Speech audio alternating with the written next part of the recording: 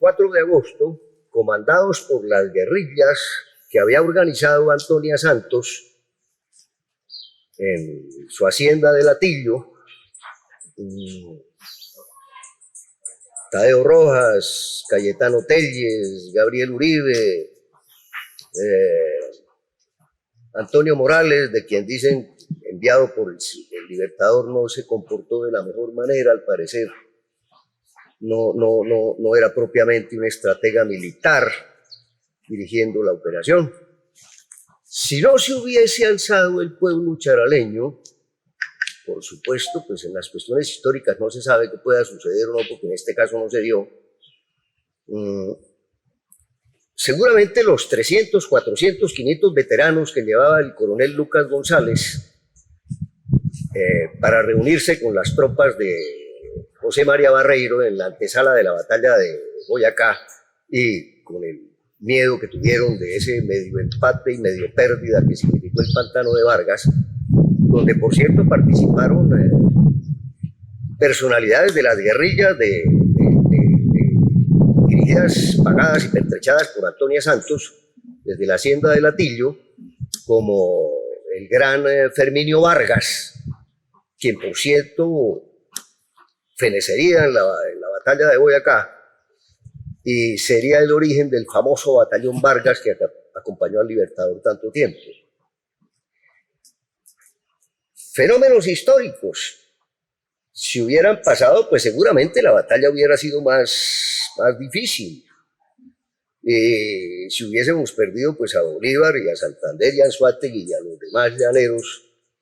del Apure y del Alto Llano de Caracas y la infantería granadina, les hubiera tocado subsistir y vivir mucho más tiempo, ¿no? Pero acaeció que el alzamiento del pueblo charaleño, el sacrificio del pueblo charaleño, de los hombres, las mujeres y los niños, si no se hubiese dado, seguramente la situación histórica hubiera sido de otra manera, sumamente peligrosa, y hubiese demorado de pronto el desenvolvimiento de la independencia, y hubiese peligrado la batalla más importante de la historia de la independencia de Colombia, que fue la batalla de Boyacá. Vale la pena observar que hay figuras históricas que operan más después de la vida que en la vida, que fue el caso de Antonia Santos Plata, la heroína de Pinchote y de toda esta región, y de la hacienda de Latillo, y la que pagaba y dirigía y controlaba las guerrillas que tan especial colaboración tuvieron con las tropas del Libertador, que estaban en ese momento en la plena campaña subiendo el páramo de Pisba para llegar a Monza, Tópaga, etcétera, etcétera, enfrentarlos en el pantano de Vargas y en Boyacá. ¿Por qué digo esto? Porque fusilada a Antonia Santos, a los 10, 20 minutos se alza la población del Socorro, sacan huyendo al gobernador Lucas González y a esos veteranos, a esos peligrosos veteranos, de más de 300, y otros sumaban como 700, que no eran tan especialistas en batalla, que se fueron por el lado de Oiva cuando llegó la contraorden del virrey Sámano, de ese miserable, para que se devolvieran, y fue cuando se enfrentaron, no imaginaban que se iban a encontrar al pueblo de Charalá, que los iba a enfrentar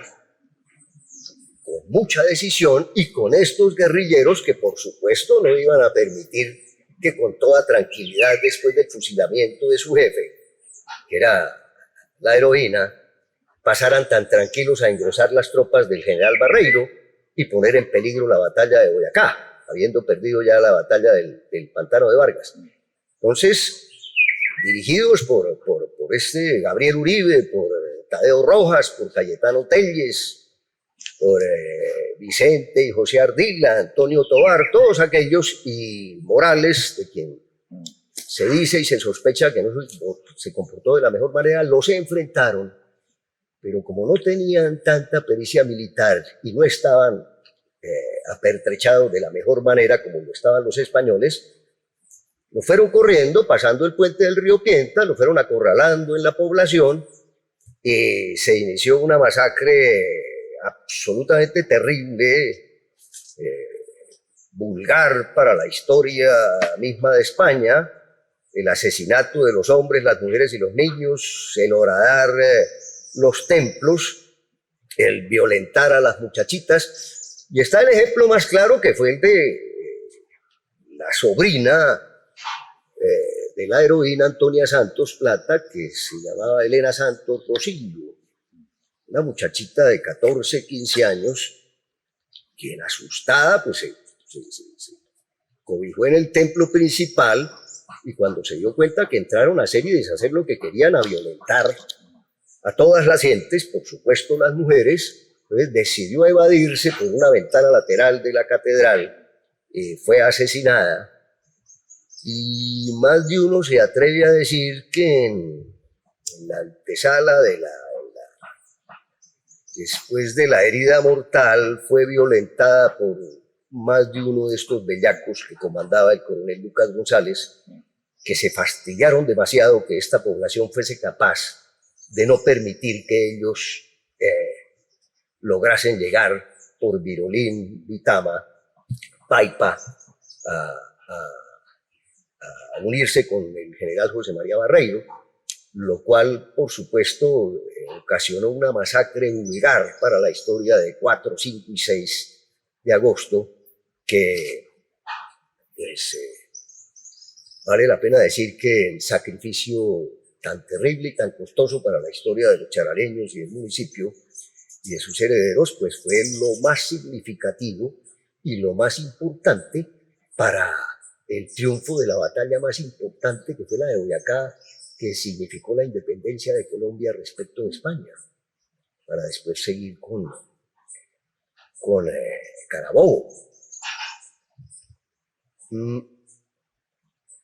Y esto no es, o sea, ¿por qué fue Charalá? ¿Por qué el sacrificio de los charaleños? Pues es una historia larga. Cuando llegaron los españoles, Martín Galeano, a este territorio de los Guanes, los charaláes, ellos trataron de entrar en conversaciones, y los indígenas de la región de Charalá se mostraron irreductibles, duraron 8 días en las conversaciones, no quisieron hacer ninguna transacción y entraron en el enfrentamiento de carácter militar, y por supuesto iban a perder dada la condición de la tecnología que tenían los españoles en la época. Vale la pena decir que estos charaleños originales tan intransigentes causaron mucha impresión en los conquistadores, y como muestran los cronistas, hice alguna nota por ahí de Juan de Castellanos en la zona del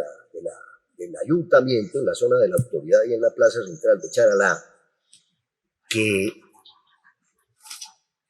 eran unas personas mucho más blancas que las que ellos habían conocido en otros territorios, las mujeres sumamente hermosas, muy lucidas, muy aseadas, muy decentes, muy especiales y muy inteligentes. O sea, entendieron el español en 30, 40 días, hablaban español. Dicen los cronistas que mejor que cualquier mercader de la ciudad de Toledo. Por supuesto que los españoles no fueron capaces de aprender los dialectos indígenas, con muchas excepciones de algunas órdenes religiosas que se dedicaron a su estudio, como el caso de los jesuitas y el caso de los dominicos, empezando por Bartolomé de las Casas. Pero los indígenas sí con mucha facilidad, no obstante que eran tratados, y para la historia de, entre comillas, razas inferiores y locuras de esas, aprendieron con mucha facilidad el castellano, y estos tan civilizados no fueron capaces de aprender ningún dialecto, nada de los indígenas, todos estos soldaditos que trajo Gonzalo Jiménez de Quesada por el Magdalena y que subieron ahí por el Carara y por el Opón y ocuparon estas tierras santanderianas. Lo otro, pues está el precedente histórico tan importante y tan interesante para la historia de la Revolución Americana, de la prerrevolución americana, que fue la revolución de los comuneros.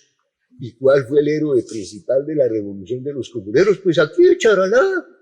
José Antonio Galán. Fue José Antonio Galán, pero el principal líder de semejante prerrevolución, que fue la que preparó con la del otro indígena tan importante allí en el Perú, llamado Tupac Amaru, para después venir la independencia dirigida por Simón Bolívar, por Santander, por Anzoátegui, por Páez y por todos los demás, ¿no? Pero estaba el precedente y el antecedente para la figura de Antonia Santos Plata y todos los charaleños sacrificados, hombres, mujeres y niños, el 4, 5 y 6 de agosto, para permitir con más tranquilidad el triunfo de Simón Bolívar y sus tropas en Boyacá. Es más, es tan importante la presencia, en este caso femenina, porque tenemos que entender que Antonia Santos Plata pues era de las élites de la región. Basta conocer la hacienda de Latillo, que tuve oportunidad con la familia Correa Hernández de ir a conocerla, me insistieron mucho, y me causó bastante tristeza, bastante depresión, que una hacienda tan simbólica, tan importante para la región, esté en la absoluta y en la completa ruina, y no sé si en la actualidad sus tejados se hayan venido al suelo, y que las autoridades correspondientes, no estoy criticando a nadie, por supuesto, no se hayan preocupado, entendido de que esos monumentos es menester rescatarlos para que las futuras generaciones y las actuales generaciones las conozcan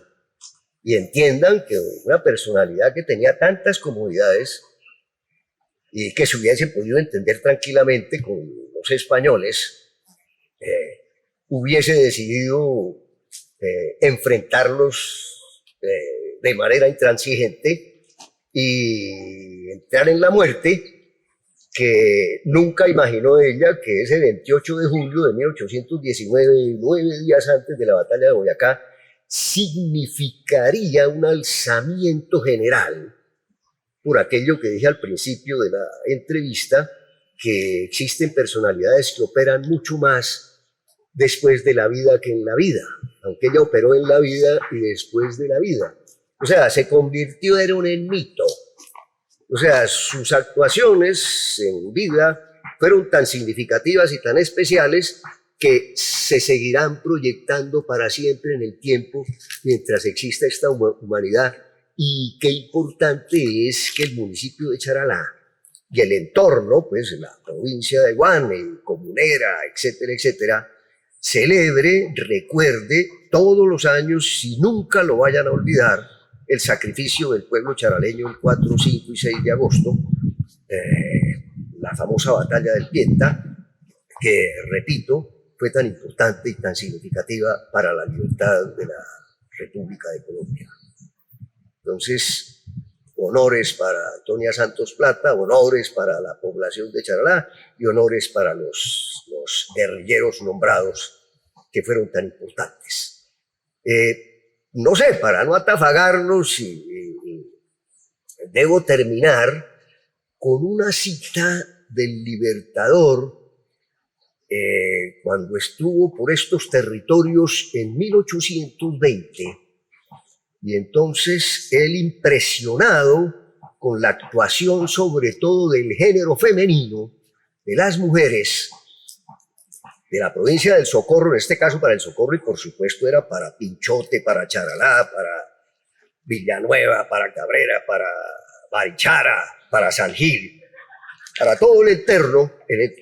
entorno, perdón, se manifestó de la siguiente manera. Un pueblo que ha producido mujeres varoniles, ninguna potestad humana es capaz de subyugarlo. La cita, antes de seguir, es del muy famoso historiador socorrano biógrafo y pariente de Antonia Santos Plata, Horacio Rodríguez Plata, uno de los historiadores más importantes del departamento de Santander, oriundo del Socorro y por supuesto de la República de Colombia. Y en la cita la saco de su texto, la biografía de Antonia Santos Plata. Habla Bolívar. Un pueblo que ha producido mujeres varoniles, ninguna potestad humana es capaz de subjugarlo. Vosotras, hijas del Socorro, en este caso hijas de toda la región, de todo el entorno del Socorro, vais a ser el escollo de vuestros opresores.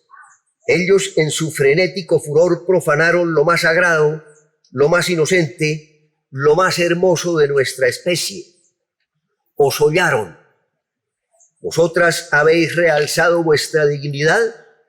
endureciendo vuestro tierno corazón bajo los golpes de los crueles. Heroicas mujeres, las madres de Esparta no preguntaban por la vida de sus hijos, sino por la victoria de su patria. Las de Roma contemplaron con placer las gloriosas heridas de sus deudos. Los estimulaban a alcanzar el honor de expirar en los combates. Más sublimes vosotras en vuestro generoso patriotismo, habéis empuñado la lanza, os habéis colocado en las filas y pedís morir por la patria. Madres, esposas, hermanas, ¿quién podrá seguir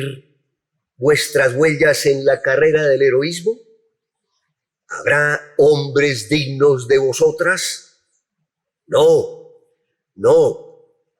Pero vosotras sois dignas de la admiración del universo y de la adoración de los libertadores de Colombia.